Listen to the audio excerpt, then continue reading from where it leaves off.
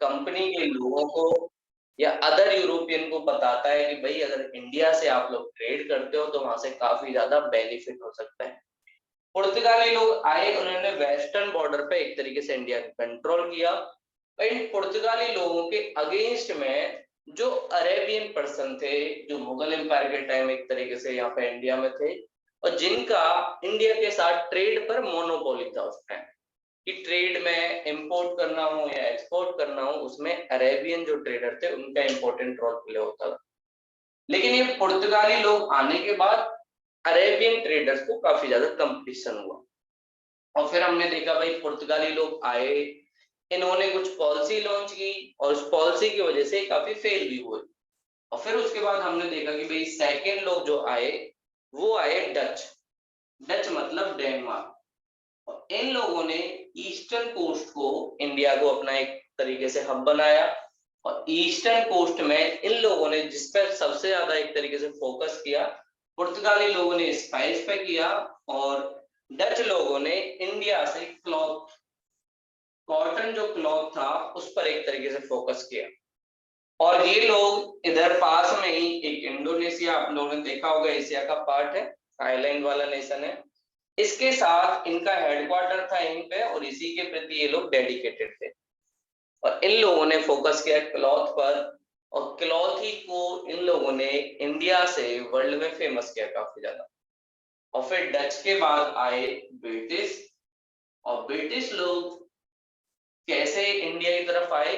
British लोग धीरे धीरे अपने लेवल पर एक तरीके से स्ट्रांग होते जा रहे थे। और इनकी जो नेवी थी उस टाइम के अकॉर्डिंग, अगर हिस्ट्री में हम देखें, जिस कंट्री की नेवी जितनी स्ट्रांग, वो कंट्री उतनी कंट्रियों पर कंट्रोल कर पा सकती थी। तो उस टाइम ब्रिटिश की नेवी धीरे धीरे स्ट्रांग हो रही थी, पुर्तगाल की नेवी धीरे धीरे वीक हो रही थी, और इसी का फायदा ब्रिटिश को मिला। और सारी यूरोपियन कंट्रियों में सबसे स्ट्रांग नेवी किसकी निकली? ब्रिटिश की। तो ब्रिटिश लोग आए इंडिया में as a East India company. ये एक प्राइवेट कंपनी थी जिसे किंग ने एक तरीके से असाइन किया कि जाइए भाई आप लोग ईस्ट के साथ एक तरीके से ट्रेड करिए। तो ईस्ट इंडिया कंपनी आई इंडिया में ट्रेड करने के पर्पज की वजह से। जब इन्हें लगा इंडिया में कोई सेंट्रलाइज अथॉरिटी नहीं है, और हम लोगों के पास थोड़ा सा अगर स्ट्रेटेजी लगाएं, थोड़ा अपने फोर्स का यूज करें, या थोड़ा डिवाइड एंड रूल खेलें, तो आसानी से इंडिया को कंट्रोल किया जा सकता है। तो इस ईस्ट इंडिया कंपनी ने ही शुरुआती स्टेज में तो इन्होंने कोशिश किया कि इंडिया के इंटरनल मैटर में, पॉलिटिकल मैटर में, सोशल मैटर में कोई भी इंटरफेरेंस नहीं की जाए। लेकिन जैसे जैसे ये इकोनॉमिकली स्ट्रांग हुए, जैसे जैसे इनका बेनिफिट या इनका फायदा बहुत सारे किंग लेने लगे, तब इन्हें समझ आया कि यहाँ पर तो नेशन की फीलिंग ही नहीं है, और ये किंगडम अलग अलग नेशन के रूप में अपने आप को मानते हैं। तो इस चीज का फायदा ब्रिटिश लोगों ने उठाया, और ईस्ट इंडिया कंपनी ने धीरे धीरे सबसे पहले कंट्रोल किया बंगाल को। और बंगाल का मतलब उस टाइम का, आज के टाइम का उड़ीसा, बिहार, वेस्ट बंगाल, बांग्लादेश, ये सारी चीजें बंगाल में इंक्लूड थी। तो बंगाल को इन लोगों ने 2 बार हुए, उनके बाद बंगाल एक तरीके से इन लोगों के कंट्रोल में एक तरीके से आ गया, जिसमें से आप लोगों को पता है कि भाई battle of Plassey, battle of Plassey, इसमें एक तरीके से ब्रिटिश लोगों ने कंट्रोल एस्टेब्लिश किया। और उसके बाद बैटल ऑफ बक्सर, ये दूसरा एक तरीके से बैटल हुआ। और इसके बाद ये लोग 1765 में इनडायरेक्टली कंट्रोल करेंगे बंगाल को। और इसका मेन पर्पस होगा कि भाई कैसे बंगाल से इन लोगों को रेवेन्यू मिले, और एज अ दीवान, दीवान मतलब फाइनेंस मिनिस्टर, ये कंट्रोल कर लेंगे बंगाल को। तो यहाँ से इनका स्टार्टिंग फेज शुरू होता है। और 1765 से लेकर 1772 तक बंगाल में डबल सिस्टम रहेगा, या डीआरकी रहेगी, जिसे काफी ज्यादा फेमस है हिस्ट्री में।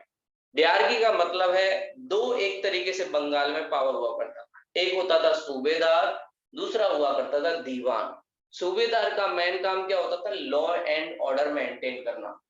तो सूबेदार का फोकस हमेशा रहा लॉ एंड ऑर्डर मेंटेन करना। और दूसरा होता था दीवान। दीवान क्या काम करता था, रेवेन्यू से रिलेटेड जितने भी काम थे वो दीवान की रेस्पॉन्सिबिलिटी थी। तो ब्रिटिश लोगों ने जब बैटल ऑफ बक्सर लड़ा तो उसके बाद इन लोगों ने सूबेदार वाले राइट नहीं लिए, दीवानी वाले राइट लिए और बोला कि भैया हमें एज अ फाइनेंस मिनिस्टर बना दो। फाइनेंस मिनिस्टर ये लोग बने। फिर धीरे धीरे इन लोगों ने रेवेन्यू कमाया, लेकिन इस हायरार्की सिस्टम से एक प्रॉब्लम क्रिएट हुई। ब्रिटिश के पास पैसे हैं, लेकिन बंगाल के नवाब के पास रेस्पॉन्सिबिलिटी तो है लेकिन रिसोर्स नहीं है, तो अपनी रेस्पॉन्सिबिलिटी सही से पूरी नहीं कर पाया। इस वजह से बंगाल में सिस्टम काफी ज्यादा फेल हुआ और ईस्ट इंडिया कंपनी के जो ऑफिसर थे वो अपना प्राइवेट बिजनेस भी करने लग गए। तो इससे ना तो ईस्ट इंडिया कंपनी को फायदा हुआ, ना यहाँ के लोगों को फायदा हुआ। और ब्रिटिश लोगों को लगा अगर पॉलिटिकल अनस्टेबिलिटी होगी तो यहाँ पे बेकार होगा। तो उसके बाद 1772 में डायरेक्टली बंगाल को अपने कंट्रोल में कर लेते हैं। और इसे कौन करेगा, वॉरेन हास्टिंग। वॉरेन हेस्टिंग आएगा एक नया गवर्नर बन के, और वॉरेन हेस्टिंग कहेगा ये फालतू का हम लोगों ने सारी चीजें कर रखी हैं और हम लोगों को कोई डरने की जरूरत नहीं। तो वॉरेन हेस्टिंग डायरेक्टली कंट्रोल कर लेगा बंगाल को। तो यहाँ इनका पहला इंडिया का एक प्रोविंस इन्होंने कंट्रोल किया। और फिर उसके बाद स्टार्ट इन्होंने किया इधर वेस्ट कोस्ट पर। और वेस्ट कोस्ट पर जहां पर रूल करते थे मैसूर। मैसूर में शुरुआत में इन लोगों ने इंटरफेयर नहीं किया क्योंकि हैदर अली काफी स्ट्रॉन्ग था, लेकिन जैसे जैसे इन लोगों को मौका मिला वैसे वैसे ये लोग इंटरफेयर करते रहे। और इंटरफेरेंस करने के बाद मैसूर और ब्रिटिश के बीच 4 बैटल होते हैं। उन बैटलों में अलग अलग ट्रीटी साइन होती हैं और फिर लास्ट में 1799 में जो टीपू होता है, उस टीपू के फ्रांस के साथ रिलेशन ज्यादा अच्छे थे और फ्रांस और ब्रिटिश लोग एक दूसरे के एंटी थे, तो इसलिए इन लोगों ने मैसूर को भी अपने अंडर कर लिया। फिर इनको अगली बात लगी भाई मैसूर हमारे अंडर आ गया, बंगाल हमारे अंडर आ गया, अब एक बड़ी पावर बचा है मराठा। और मराठा को अंडर करना आसान काम नहीं था, तो इन लोगों ने वेट किया। और थर्ड बैटल ऑफ जो पानीपत हुआ उसमें कहीं ना कहीं मराठा लोग डिफीट हुए 1761 में। उसके बाद इन लोगों को मौका मिला। फिर उसके बाद मराठा और इनके बीच बैटल हुए और 1813 में मराठा हो गया। ठीक है, तो ये एज अ शॉर्ट नोट्स आप लोग लिख सकते हो। जिसका ये वाला टॉपिक नहीं हुआ है उसे मैं दोबारा से कराऊंगा। ठीक है, फातिमा जी का नहीं हुआ है, सृष्टि का हो चुका है शायद। सृष्टि जी आपने किया है ना ये वाला पूरा, बंगाल से लेकर ये सारी चीजें? Yes sir. ठीक है, तो सृष्टि जी का हुआ है, दीप्तांशु जी का भी हुआ है। तो बंगाल 1772, अभी ब्रीफ में जिसका नहीं हुआ है या जिसका हो गया वो भी लिख सकता है। बंगाल को 1772 में कंट्रोल किया। सेकंड जो पावर इन लोगों ने कंट्रोल की वो करी मैसूर 1799 में। थर्ड इन्होंने जो टारगेट किया वो किया मराठा, और मराठा लोग कब कंट्रोल हुए इनके 1813 में। और फोर्थ इन्होंने जिसे कंट्रोल किया वो था पंजाब। पंजाब मतलब जम्मू कश्मीर, अभी का लाहौर जो पाकिस्तान का पार्ट है वो वाला पार्ट भी इसका था। और ये लोग पंजाब को अपने अंडर करेंगे 1849 में। और उसके बाद लास्ट वाला जो प्रोविंस बचेगा ये है अवध, जिसने इन लोगों का साथ दिया, लेकिन उसके बावजूद उसको एक तरीके से आप कह सकते हैं थोड़ा धोखा मिला और अवध को ये लोग 1856 में कंट्रोल में करेंगे। तो ये एक सीक्वेंस है जिस सीक्वेंस में ये लोग अलग अलग हमारी किंगडम को अपने अंडर कंट्रोल करें। अब देखो ये सारी किंगडम कंट्रोल में हो गई, यहाँ की पब्लिक इनके कंट्रोल में, लेकिन एक सबसे बड़ी प्रॉब्लम है इस पर कंटिन्यूटी कैसे मेंटेन की जाए। आप लोगों ने कंट्रोल तो कर लिया, लेकिन आसान काम नहीं है पब्लिक के ऊपर कंट्रोल करना, वो भी हार्ड पावर से। तो इसके लिए इन लोगों को कुछ पॉलिसी की जरूरत पड़ी। और इस पॉलिसी में सबसे पहले जो एक पॉलिसी आती है वो आती है वेलेजरी की सब्सिडियरी अलायंस। इस सब्सिडियरी अलायंस में क्या क्या प्रोविजन थे? पहला, एक ब्रिटिश रिप्रेजेंटेटिव कहाँ रहेगा, उस एम्पायर या किंगडम के कोर्ट में रहेगा, जिसका काम होगा एज अ मीडिएटर काम करना ईस्ट इंडिया कंपनी और उस किंगडम के बीच। और पहली बात, ये वेलेज अली ने जो ये पॉलिसी लॉन्च की सब्सिडियरी अलायंस, इसको लॉन्च ब्रिटिश लोगों ने नहीं किया, इसको लॉन्च किया फ्रांस के लोगों ने। जब हम देखेंगे भाई, ब्रिटिश आए और ब्रिटिश के बाद डेनिश, डेनिश जो लोग आए, इन लोगों पर ज्यादा कुछ था नहीं, और जब इन्हें लगा कि यहाँ पर काफी ज्यादा कंपटीशन है, तो ये अपनी सारी कंपनी फैक्ट्री किसको सेल करके चले गए, ब्रिटिश लोगों। ब्रिटिश लोगों को जो सबसे ज्यादा कंपटीशन हुआ, वो सबसे ज्यादा कंपटीशन उन्हें मिला फ्रांस से। फ्रांस ने काफी ज्यादा लड़ने की कोशिश की लोगों से। फ्रांस के साथ सबसे बड़ी प्रॉब्लम क्या थी, एक तो ये गवर्नमेंट वाली कंपनी थी, और गवर्नमेंट वाली कंपनी होने की वजह से इसे डिसीजन लेने में काफी ज्यादा प्रॉब्लम होती थी।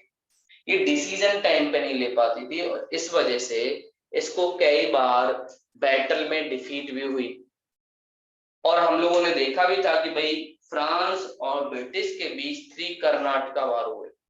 कर्नाटका मतलब ये वाला एरिया जो सारा आप लोग देखते हो, और साथ में आंध्र प्रदेश।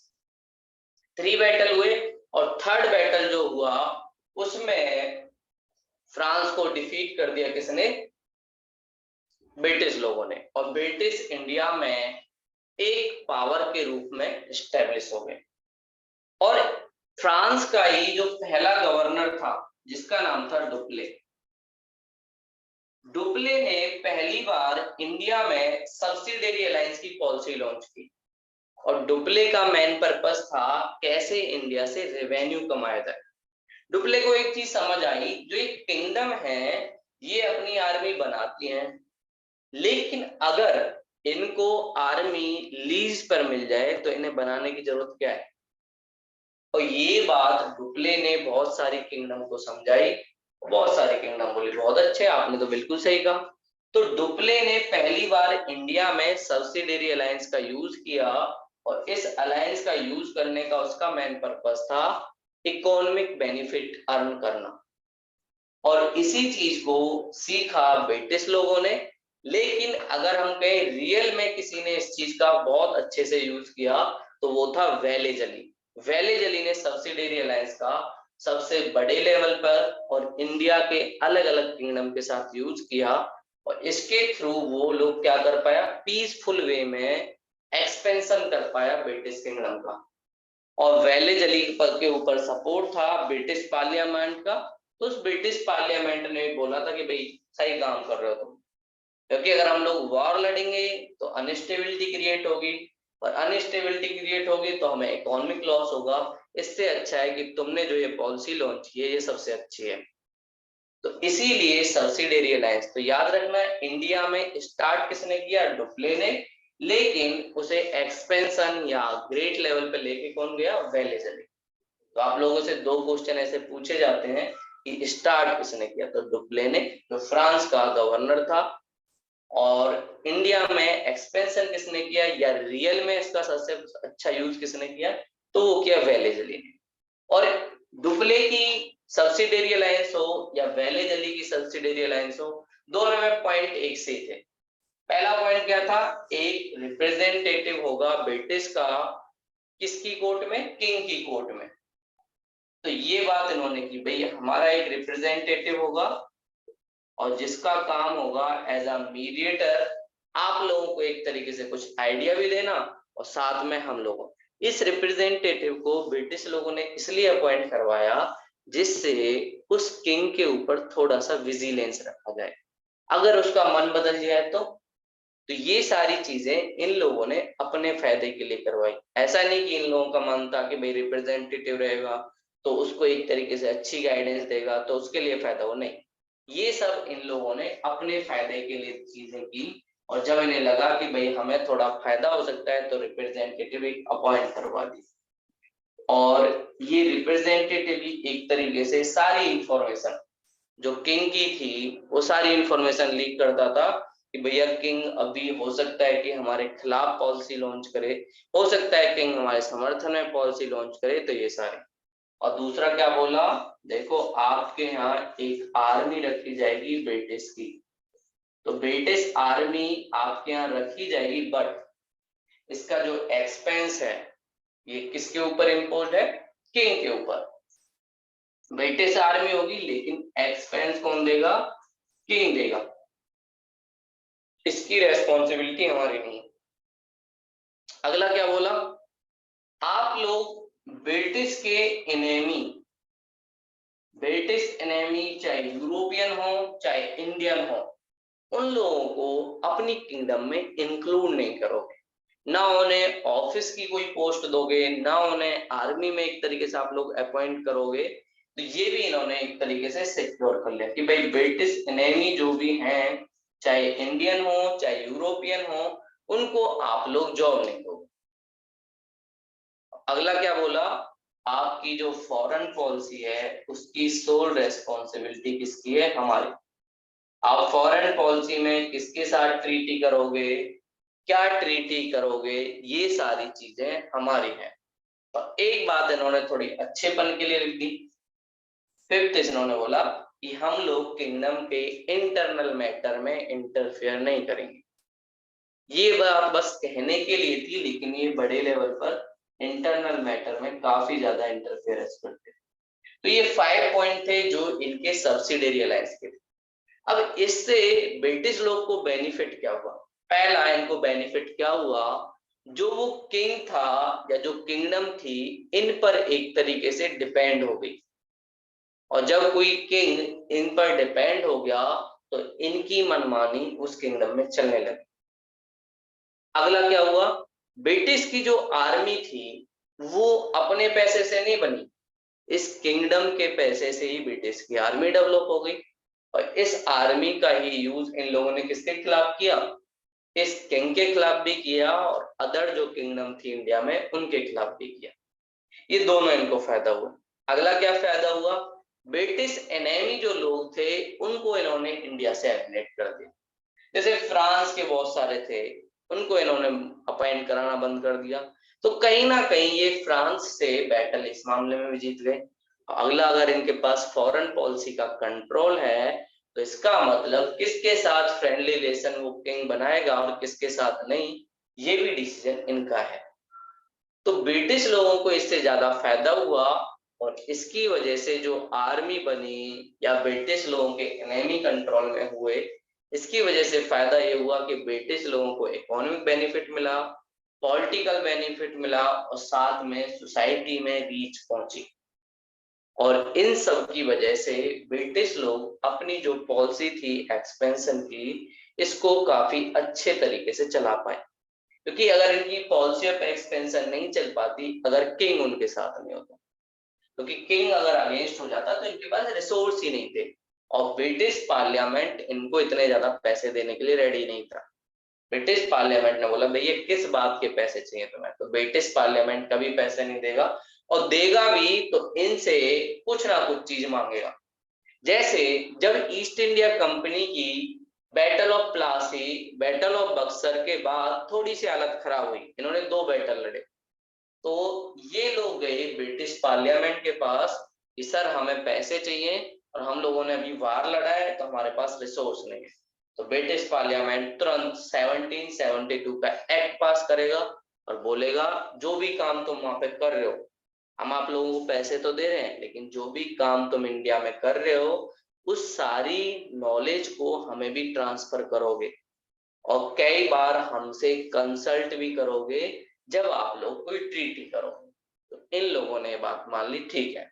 तो एक तरीके से जैसे ही ईस्ट इंडिया कंपनी का कंट्रोल एस्टेब्लिश होता है बंगाल पर या इंडिया के एक प्रोविंस पर, उसके तुरंत बाद ब्रिटिश पार्लियामेंट एक तरीके से इंडिया में इंटरफेरेंस करना स्टार्ट कर देती है।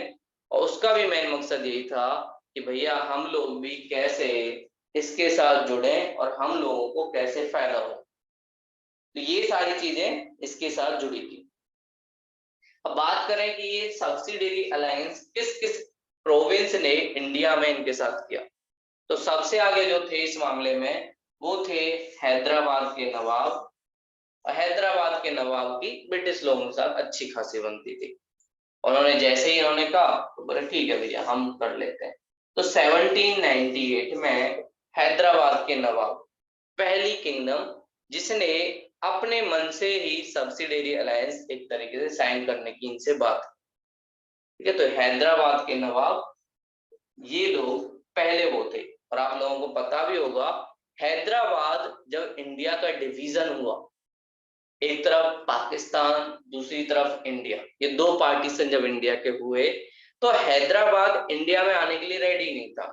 जबकि यहाँ की ज्यादातर जो पॉपुलेशन थी वो किसकी थी, इंडियन लोगों की थी या हिंदू लोगों की एक तरीके से थी।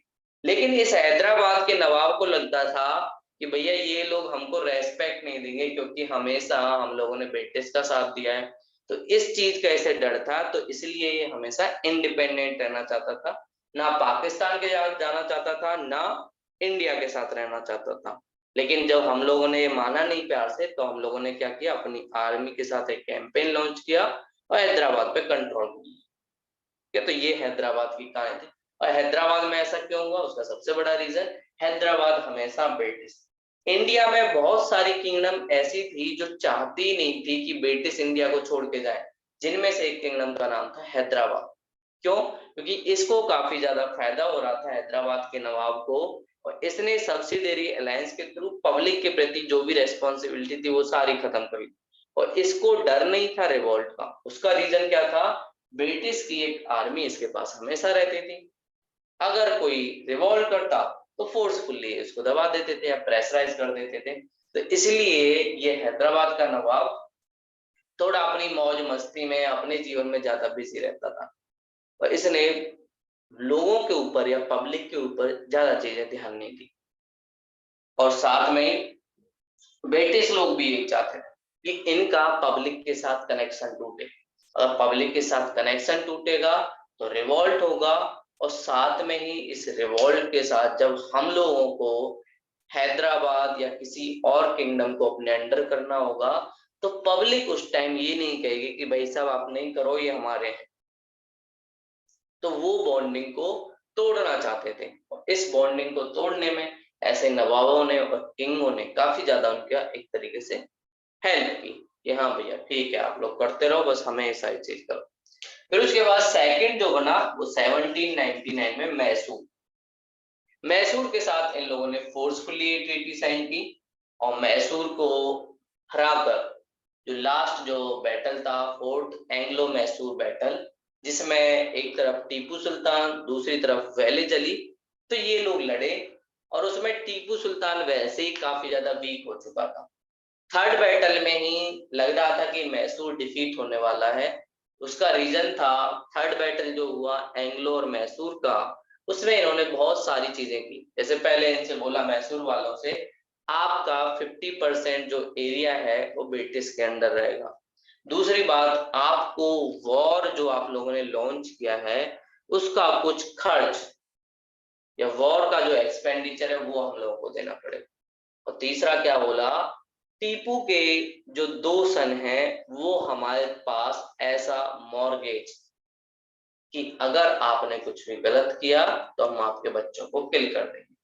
तो मैसूर किंगडम थर्ड बैटल में 1792 के आसपास एक तरीके ब्रिटिश के अंडर हो चुका था। तो इन लोगों ने क्या किया, टीपू को मारा, और टीपू के बाद एक छोटे से बच्चे को, 2-3 साल का एक बच्चा था निजमुद्दौला, उसको वहां पे बैठाया और बोला भैया चलो साइन करो इस ट्रीटी।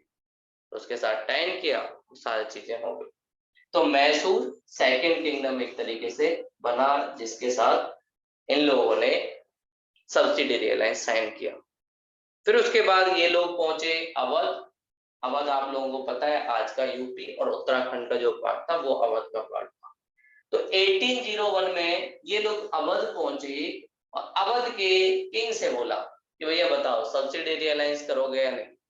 अवध के किंग ने शुरुआत में थोड़ा लड़ने की कोशिश की, शुजाउद्दौला कई बैटल में लड़ा, बैटल ऑफ बक्सर में वो इंक्लूड था, थर्ड बैटल ऑफ पानीपत में वो इंक्लूड था। तो उसने कोशिश तो खूब की, लेकिन ये लोग ब्रिटिश को कंट्रोल करने में काफी ज्यादा अनसक्सेसफुल हुए। तो फिर उसके बाद इन लोगों ने गिव अप कर दिया।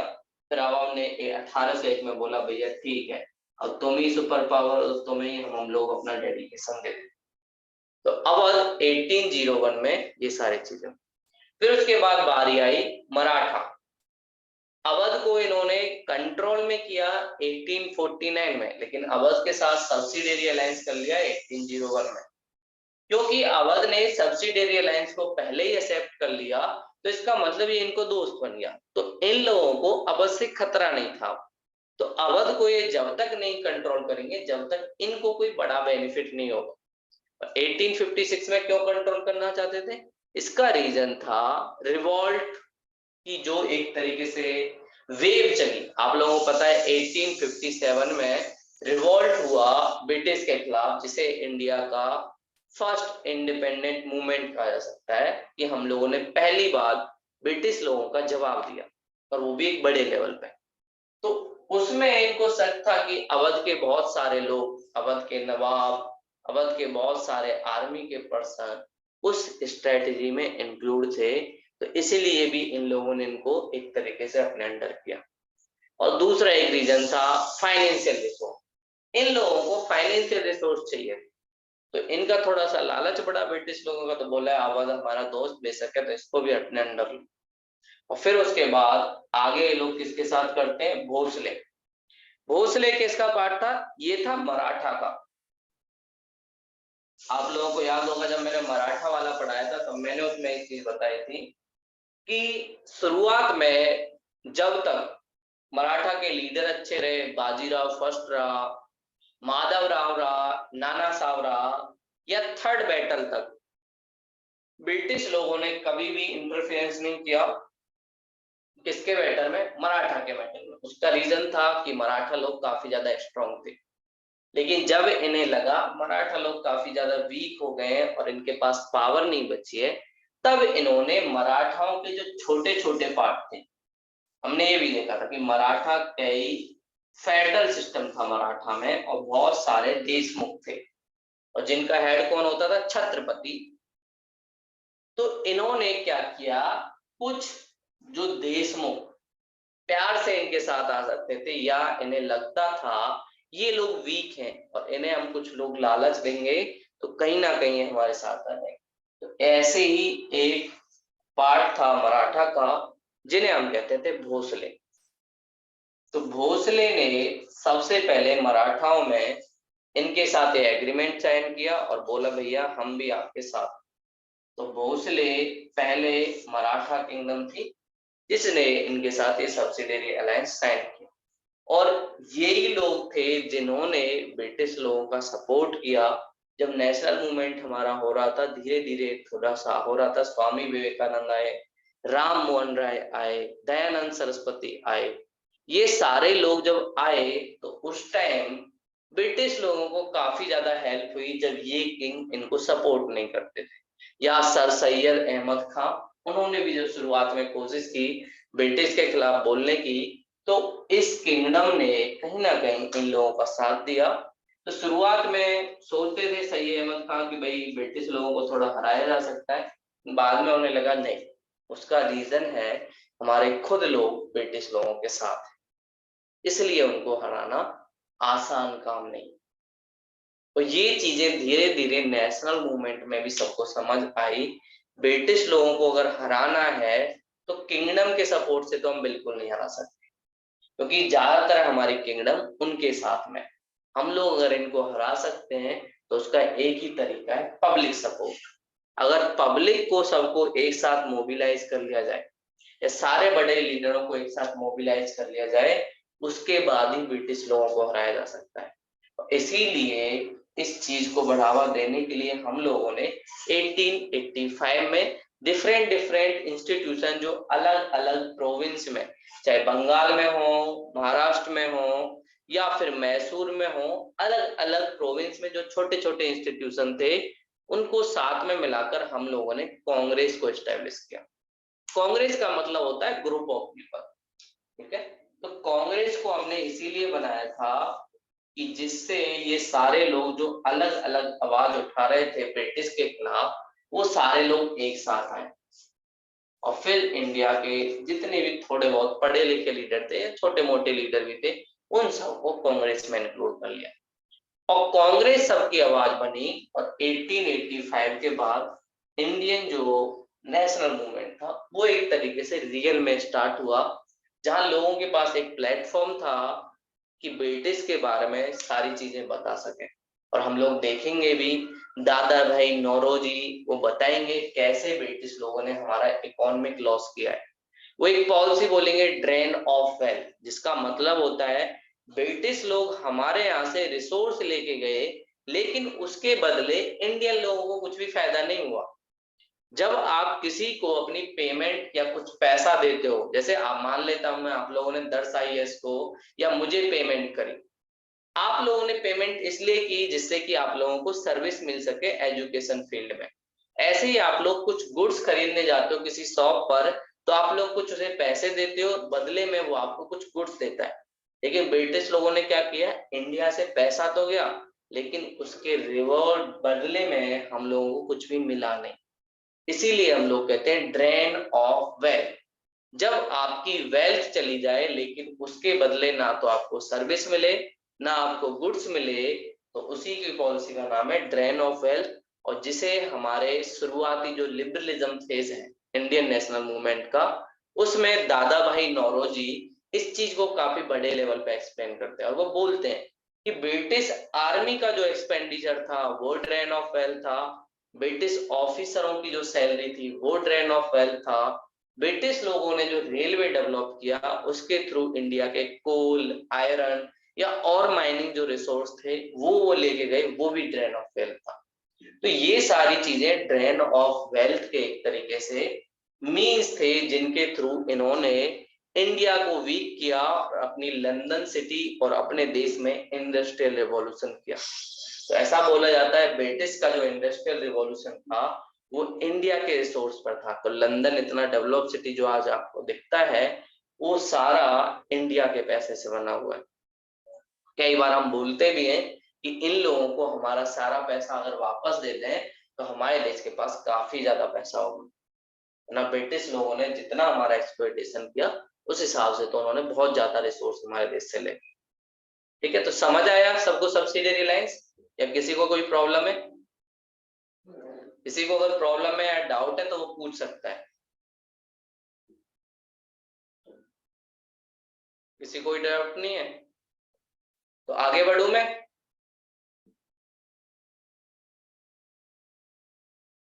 फरीन जी आपको कुछ पूछना है? समझ आया आपको सब्सिडियरी लाइंस? फरीन जी आपको वॉइस आ रही है? Yes sir. आपको समझ आया सब्सिडियरी लाइंस या कोई डाउट है? नो सर, समझ में आ गई। चलिए तो हम आगे चलते हैं। अब देखो, अब नेक्स्ट जो पॉलिसी है वो है डलहौजी की पॉलिसी ऑफ लैप्स। अब ब्रिटिश लोग थोड़ा सा आगे की तरफ जाएंगे। ब्रिटिश लोग कहेंगे सब्सिडियरी लैंड से फायदा तो होता है, माना कि हमें एक किंगडम के ऊपर कंट्रोल मिल गया, लेकिन उतना फायदा नहीं होता जितना हम चाहते हैं।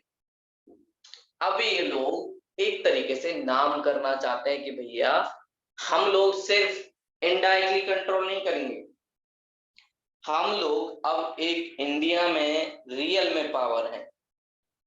अगर हम लोग इंडिया में रियल में पावर हैं तो उस पावर को हम लोगों को दिखाना पड़ेगा। और इसके लिए ये किसको भेजते हैं? डलहौजी को। डलहौजी को ये भेजेंगे और डलहौजी से कहेंगे तुम्हें जो करना है वो करो, हमें तुम्हारे ऊपर कोई कंट्रोल नहीं करना। और डलहौजी इस चीज को चलाएगा। और डलहौजी की जो पॉलिसी है उसी को हम कहते हैं पॉलिसी ऑफ लैप्स। इसमें क्या करेगा डलहौजी? बोला सब्सिडियरी अलायंस ठीक है चलाया, वेल चलेंगे, अच्छा भी रहा, क्योंकि हमारी उस टाइम यही जरूरत थी। हमारे पास भी इतने रिसोर्स नहीं थे कि इतने बड़े लेवल पे इतना बैटल हम लोग लड़ सकें। लेकिन जब तक हम लोग टेरिटरी कंट्रोल नहीं करेंगे तब तक हमें पूरे रिसोर्स नहीं मिलेंगे। अब ब्रिटिश लोगों को थोड़ा सा लालच आया, बोले हम लोग इंडियन लोगों को थोड़ा भी पैसा क्यों दें? अगर किंग को हम लोग डायरेक्ट कंट्रोल में नहीं करेंगे, थोड़ा बहुत पैसा तो वो मांगेगा ही। इसके लिए इन लोगों ने डलहौजी को एक गवर्नर बनाया और डलहौजी को पूरी पावर दी कि आपको जो करना है, जैसे करना है, साम दाम दंड भेद, जैसे आप चाहते हो वैसे इंडिया में जितना एक्सपेंशन कर सकते हो उतना एक्सपेंशन करो। तो इसी के लिए डलहौजी लॉन्च करेगा पॉलिसी ऑफ लैप्स। और इस पॉलिसी ऑफ लैप्स का यूज कैसे करेगा? कुछ किंगडम को ये वॉर के थ्रू जीतेगा, उनके साथ डायरेक्ट बैटल लड़ेगा और फिर उनको अपने अंडर कर लेगा। कुछ किंगडम को ये कैसे जीतेगा? जैसे आप लोगों ने पंजाब का देखा, तो पंजाब के साथ डलहौजी ने लड़ाई लड़ी और उसके बाद पंजाब को अपने अंडर कर लिया। सिर्फ 2 वॉर लड़ने पड़े पंजाब के साथ और पंजाब उनके अंडर। ये होता, तो ये एक्सपेंशन की पॉलिसी थी, इसमें कोई उन्हें मतलब नहीं था। फिर इन्होंने क्या किया, पंजाब को तो कंट्रोल में किया ही वॉर के थ्रू, तो वॉर लड़कर पंजाब इनके अंडर हो गया। फिर उन्होंने एक पॉलिसी और लॉन्च की, इसमें बोला अगर किसी भी किंगडम में कोई सक्सेसर उनके जीन से जुड़ा हुआ नहीं हुआ, अगर उनका सन नहीं है, तो उसको भी ये लोग एक तरीके से अपने अंडर कर सकते हैं और एडॉप्ट बच्चा नहीं चलेगा। अगर आप लोग एडॉप्शन करोगे तो उसे हम लोग लीगल नहीं मानेंगे। और इसके लिए आप लोगों ने देखा भी होगा झांसी की रानी के बारे में आप लोगों ने सुना होगा। तो झांसी में क्या हुआ, जो झांसी की रानी थी, उनके जो पति थे उनकी डेथ हो गई। उनका एक बच्चा भी था, लेकिन हेल्थ उसकी खराब हुई, वो बच्चा भी डेथ कर गया। तो इन लोगों ने एक बच्चे को अडॉप्ट किया, इनकी फैमिली में से ही था, उसको अडॉप्ट किया और उसको गद्दी पे बैठाने की कोशिश की। लेकिन वहीं बीच में ब्रिटिश लोग आ गए। ब्रिटिश लोग बोले नहीं, आपको एडॉप्टेड बच्चे को गद्दी पर या पोस्ट पर बैठाने का कोई राइट नहीं, अब आप लोग हमारे अंडर हो। तो इन्होंने जो एडॉप्शन वाली पॉलिसी में चेंज हुआ, इससे भी कहीं ना कहीं बहुत सारी किंगडम को इन लोगों ने अपने अंडर कर लिया। और ये भी किसका पार्ट था? Policy of lapse. एक तरीके से वॉर, दूसरी तरीके से एडॉप्शन वाली लॉन्च पॉलिसी की, उसके थ्रू भी इन लोगों ने बहुत सारी किंगडम अपने अंडर कर ली, जिसमें से एक किंगडम थी झांसी। एक और पॉलिसी क्या लॉन्च की, अगर आप लोगों के यहाँ करप्शन होता है, अगर आप लोगों का एडमिनिस्ट्रेशन सही नहीं है, तब भी हम आप लोगों को एक तरीके से ब्रिटिश के अंडर कर सकते हैं। और ये कौन बताएगा कि आपका एडमिनिस्ट्रेशन अच्छा है या बुरा, या आपके यहाँ करप्शन होता है या नहीं? डलहौजी बोला ये हम बताएंगे, आपको बताने की कोई जरूरत नहीं है। गवर्नमेंट रिपोर्ट निकाली जाएगी और गवर्नमेंट रिपोर्ट में जिस किंगडम के बारे में हम लोग बोलेंगे कि भैया ये किंगडम बेकार है, तो इसका मतलब आप लोग एडमिनिस्ट्रेशन सही से नहीं चला पा रहे, और इसलिए इसका सारा कंट्रोल हमारे अंडर है। और ये सारी चीजें आपको दिखेंगी अवध के मामले में। अवध इनका बहुत अच्छा दोस्त था, लेकिन अवध को अपने अंडर करने का इन्हें कोई मौका नहीं मिल रहा था। लेकिन दूसरी तरफ Dalhousie policy of lapse start कर चुका था, तो वो किसी भी कीमत पर रुकना नहीं चाहता था। और इसलिए उसने एक और प्लान इजाद किया, बोला जहां पे करप्शन होगा, जहां पे एडमिनिस्ट्रेशन सही नहीं होगा, उस बेस पे भी हम किंगडम को कंट्रोल कर सकते हैं।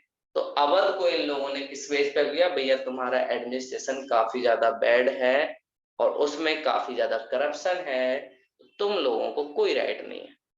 तो अवध को इन लोगों ने अपने अंडर किया, बैड एडमिनिस्ट्रेशन की वजह से अपनी एक गवर्नमेंट रिपोर्ट निकलवाई और उस गवर्नमेंट रिपोर्ट में बुलवाया, अवध के यहाँ करप्शन होता है, अवध के यहाँ सिस्टम सही नहीं है, लॉ एंड ऑर्डर सही नहीं होता, ये सारी चीज। जबकि वहीं प्राइवेट जो रिपोर्ट कुछ महीने पहले आई थी, उन्होंने बोला था अवध काफी अच्छा एक तरीके से काम कर रहा है, वहां पर लोग बहुत खुश हैं।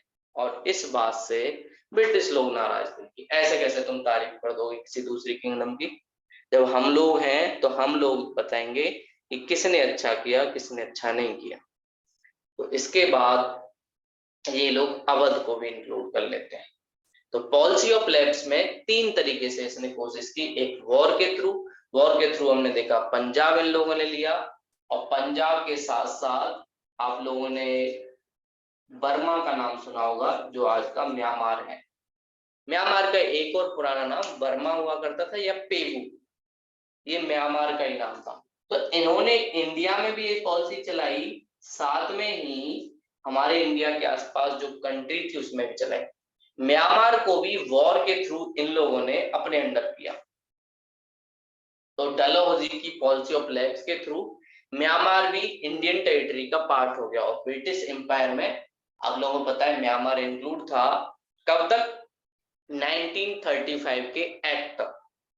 1935 के एक्ट में इन लोगों ने म्यांमार को इंडिया से अलग कर दिया और बोला म्यांमार में अलग गवर्नर रूल करेगा, इंडिया में अलग गवर्नर रूल करेगा। उसका रीजन था इनके अंदर टेरिटरी आ गई थी, लेकिन इतना ज्यादा बड़ा किंगडम हो गया था ना कि उसको कंट्रोल करना थोड़ा मुश्किल हो रहा था। तो इसलिए इन्होंने डिवाइड कर दिया, म्यांमार को एक साइड और इंडिया को एक साइड कर दिया। ये सारी चीजें इन लोगों ने पॉलिसी चलाई। ठीक है, तो ये वाली पॉलिसी क्या थी? Policy of lapse. और इसमें जो फेमस कुछ किंगडम थी जिसके ऊपर इन लोगों ने कराया, जैसे अगर हम कहें वॉर के थ्रू, आप लोगों को पता है पंजाब, म्यांमार, अवध आपको पता है बैड एडमिनिस्ट्रेशन, या बोला कि भैया तुमसे एडमिनिस्ट्रेशन चलाना सही से नहीं आता तो तुम लोग जाओ। और एडॉप्शन के थ्रू बहुत सारी कंट्री या इस एडॉप्शन वाली जो पॉलिसी थी इसको खत्म कर दिया और बोला अब कोई भी एडॉप्ट नहीं कर सकता बच्चा। इस पॉलिसी के थ्रू इन्होंने क्या किया? एक तो महाराष्ट्र के पास एक एरिया पड़ता था जिसका नाम था सतारा, उसको अपने अंदर इंक्लूड किया, सतारा, इसको लॉन्च किया। फिर उसके बाद दूसरा था महाराष्ट्र से थोड़ा अलग गुजरात वाली साइड और थोड़ा महाराष्ट्र का हिस्सा बाघाट, उसके जो रूलर थे वहां पर भी कोई उनकी सक्सेसर नहीं बचा, कोई उनकी संतान नहीं थी जो जेनेटिक हो, उसको भी इंक्लूड कर दिया। और फिर उसके बाद उदयपुर, उदयपुर जो एमपी और इसके आसपास वाला जोन था वहां पर भी एक किंगडम थी, वहां पर भी इन्होंने ये लॉन्च किया। और फिर झांसी और फिर उसके बाद नागपुर जो महाराष्ट्र जो ऑरेंज के लिए फेमस है, यहाँ पर ये पॉलिसी ऑफ लैब्स इन लोगों ने चलाई। तो ऐसे ब्रिटिश इंपीरियलिज्म का एक्सपेंशन हुआ, लेकिन इन लोगों ने कर तो लिया ये सब, इसका इन लोगों को काफी बड़ी कॉस्ट भी चुकानी पड़ी। जब इन लोगों ने इन सारी किंगडम को इतना ज्यादा परेशान किया, जो इनके फ्रेंड थे उनको भी परेशान किया, जो इनके फ्रेंड नहीं थे उनको भी परेशान किया, इस वजह से इन सारी किंगडमों को एक चीज समझ आ गई कि ब्रिटिश लोग हम सबके दुश्मन हैं, ना वो अवध के फ्रेंड, ना वो मैसूर के फ्रेंड। अगर आप लोगों को लग रहा है कि आप इनके साथ अच्छा रिलेशन बना के अपने आप को बचा लोगे तो ये आप लोगों की गलतफहमी। ये सारी किंगडमों को क्लियर हुआ और इसका ही रिजल्ट निकला 1857 का रिवॉल्ट। ये सारी किंगडम साथ में आई और इन सारी किंगडमों ने बोला कि भैया हम लोगों को एक पॉलिसी बनानी चाहिए और उस पॉलिसी के थ्रू कोशिश करना चाहिए ब्रिटिश लोगों को कैसे अपने अंडर कर सकते हैं। और इस पॉलिसी की एक स्ट्रेटजी आप लोगों को पता है इन लोगों ने क्या किया कि पहले हम लोग कोशिश करेंगे ब्रिटिश जो आर्मी में हमारे लोग हैं वो लोग हथियार जुटाना स्टार्ट करें। मंगल पांडे आप लोगों ने नाम सुना होगा, मराठा में जो इनकी एक तरीके से आर्मी थी उनको इन्होंने इंक्लूड किया, बंगाल की आर्मी को इंक्लूड किया, अवध की आर्मी को इंक्लूड किया और इन सब के पास मैसेज भेजा। और 1857 रिवॉल्ट कहीं ना कहीं इनकी जो ये पॉलिसी थी, policy of subsidiary alliance, policy of labs, इससे जब किंग लोग परेशान हो गए उसके बाद इंडिया की थोड़ा सा जवाब देने की एक तरीके से पॉलिसी थी कि भैया आप लोगों ने बहुत ज्यादा हमें टॉर्चर किया है, अब हम आप लोगों से सहेंगे नहीं जाते। तो इसके थ्रू ये सारी चीजें चली। और 1857 के रिवॉल्ट में सबसे बड़ी प्रॉब्लम जो इन लोगों के सामने थी, एक कोई लीडर नहीं मिला। और दूसरी बात, इन लोगों ने लड़ाई तो लड़ी, बहुत सारे लोग साथ में भी थे, लेकिन कोई गोल क्लियर नहीं था। अगर हम लोगों ने ब्रिटिश को हरा दिया तो उसके बाद क्या? क्योंकि इनके पास कोई गोल नहीं था, कोई मिशन नहीं था, कोई विजन नहीं था। इस वजह से मिडिल क्लास और एजुकेटेड लोग इनके साथ आए। उन्होंने बोला ना तुम्हारा विजन क्लियर है, ना तुम्हारा गोल क्लियर है, क्या पता आप लोग ब्रिटिश से बेकार रूल करो, हो सकता है आप लोग तो फिर दोबारा से अपनी किंग की जो पॉलिसी है या ऑटोनोमस जो पॉलिसी है उसी को चलाते रहो कि भैया हमारी मोनोपोली, हमारा जो मन होगा वो हम करेंगे। तो बहुत सारे मिडिल क्लास वाले जो ग्रुप थे या एजुकेटेड ग्रुप थे वो इनके साथ नहीं है, वो शांत थे। दूसरी तरफ क्या था, साउथ इंडिया के जोन में ये सारे रिवोल्ट नहीं हुए ही नहीं, तो साउथ इंडिया के जोन में कभी इसका फर्क ही नहीं पड़ा। बोला ठीक, तो ये सारा रिवोल्ट एक तरीके से गंगा और यमुना रिवर वाला जो बेल्ट था वहीं पे एक तरीके से था। इन लोगों ने मुगल रूलर को, अपना बहादुर शाह जफर को बोला कि भैया तुम हमारी गद्दी पर बैठ जाओ और हमारे लीडर बन जाओ। लेकिन वो इतने ज्यादा बड़ी पावर मुगल के पास नहीं थी कि वो कुछ कर पाते। वो इनको पहले ही बोले भैया मेरे पास कुछ पावर नहीं है, वैसे भी मेरी एज ज्यादा हो गई है, तो आप लोग कह रहे हैं तो मैं बन जाता हूँ, लगता मुझे भी अच्छा रहा है, लेकिन मुझे भी पता है अगर ब्रिटिश लोगों को पता चला तो वो लोग बढ़िया से हम लोगों को पीटेंगे। तो बन जाता है नाम नाम का, लेकिन 2-3 साल तक ये सारी चीजें चलती हैं।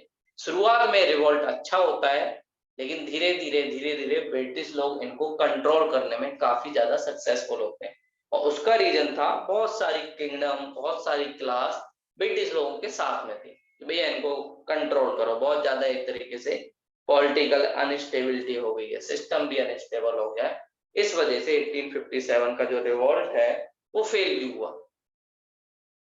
इसके अलावा बहुत सारे फार्मरों ने भी रिवोल्ट किया, लेकिन फार्मरों के रिवोल्ट काफी ज्यादा छोटे लेवल पे थे। और एक और प्रॉब्लम थी फार्मर के रिवोल्ट के साथ, वॉयलेंस तरीका अपनाया, और वॉयलेंस को दबाने में ब्रिटिश लोगों को कभी प्रॉब्लम नहीं हुई। उन लोगों को पता था वॉयलेंस के लिए वो हमेशा रेडी थे, इसलिए उन्होंने अपनी आर्मी पहले से ही रेडी कर ली थी। और हम देखेंगे ब्रिटिश लोग एडमिनिस्ट्रेशन में क्या क्या चीजें करेंगे। अब ये लोग इकोनॉमिक पॉलिसी क्या लॉन्च करेंगे, जब ये 1857 का एक सबसे बड़ा लॉस ईस्ट इंडिया कंपनी को ये हुआ है 1857 के रिवॉल्ट का, कि अब इनकी पावर पूरी तरीके से खत्म कर दी। और ब्रिटिश क्राउन ने बोला कि भैया अब हम लोग यहाँ के राजा हैं, और जो भी शासन चलेगा वो हमारे अकॉर्डिंग चलेगा, ईस्ट इंडिया कंपनी के अकॉर्डिंग नहीं चलेगा। ये थोड़ा और ज्यादा टाइम लेने का एक पर्पस था ब्रिटिश लोगों का, कि ये साबित करना कि देखो ईस्ट इंडिया कंपनी वाले लोग बेकार हैं। लेकिन ब्रिटिश पार्लियामेंट बेकार नहीं है, ब्रिटिश क्वीन या किंग बेकार नहीं है। और एक और चीज इन्होंने क्या की, मुगल जो रूलर थे उनका भी एंड हो गया। जो लास्ट उनका रूलर पड़ा था बहादुर शाह जफर सेकेंड, उसको इन लोगों ने बोला पहले तो तुम दिल्ली छोड़ो, और दिल्ली से तुम डायरेक्ट पहुंचो म्यांमार, म्यांमार की एक कैपिटल रंगून। तो मुगल जो रूलर थे उनको अब इन्होंने दिल्ली में रुकने नहीं दिया। उसका रीजन ये होता था अगर मुगल रूलर रहेंगे तो हो सकता है फिर दोबारा से लोग इनके साथ सेंट्रलाइज हो जाए, तो सेंट्रलाइज होंगे तो रिवोल्ट होगा, रिवोल्ट होगा तो हमें लॉस होगा। तो इससे बढ़िया इसको बोले कि भैया पेंशन पकड़ो और तुम डायरेक्ट जाओ म्यांमार, इंडिया में रहो ही मत। तुम इंडिया में रहोगे तो कुछ बवाल होगा, बवाल होगा तो हमें लॉस होगा, तो इसलिए तुम इंडिया में रहो मत, तुम जाओ जाओ रंगून जाओ। तो उसे ये लोग रंगून भेज देते हैं। तो एक जो चीज हुई मुगल एम्पायर का एंड, जो नॉमिनल, वैसे तो मुगल एम्पायर का एंड पहले ही हो चुका था 1757 में, आप मान सकते हो जब से इन्होंने बंगाल में बैटल ऑफ प्लासी किया। लेकिन नाम नाम का मुगल रूलर चल रहा था, जिसकी टेरिटरी दिल्ली के आसपास, लाल किले के आसपास, यहाँ तक एक तरीके से लिमिटेड थी। लेकिन अब ब्रिटिश बोले कि भैया अब ये हमें वो भी नहीं करना, अपना जो सेकंड चेहरा हमने बना रखा है कि नाम नाम का मुगल रूलर, बोले इसे हटाओ, अब कोई जरूरत नहीं है, वैसे भी रिवॉल्ट हो चुका है, हम दबा भी चुके हैं। तो ये सारी चीजें ये लोग करते हैं। फिर बाद में हमारे देश में धीरे धीरे जब कांग्रेस बनती है उसके बाद थोड़ा सा लेवल अपग्रेड होता है। ठीक है, तो ये आज की क्लास थी। ये आप लोगों ने नोट डाउन किया जो बोर्ड पे मैंने थोड़ा बहुत लिखा?